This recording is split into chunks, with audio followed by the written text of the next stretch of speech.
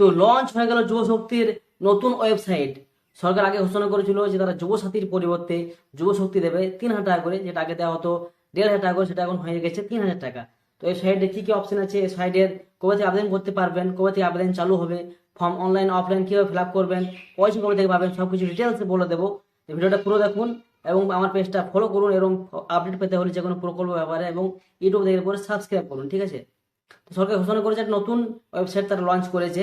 ওয়েবসাইটটা তোমাদের দেখিয়ে দিচ্ছি কীভাবে কী করবে।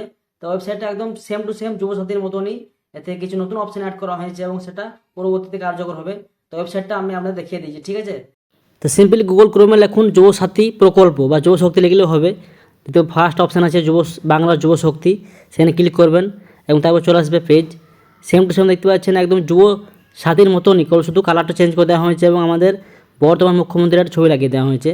বাদ বাকি সমস্ত কিছু ইন্টারফেস সেম টু সেমই আছে, মানে কেবল শুধু এখন ওপরকার ইন্টারফেসটা চেঞ্জ করেছে এবং ভেতরগুলো কিন্তু একই আছে। দেখতে পাচ্ছেন আমি ক্লিক করলাম, সেখানে লেখা আছে কিন্তু বাংলা যুবসাথী এখনও লেখা আছে, দেখতে পাচ্ছেন বাংলা যুবসাথী।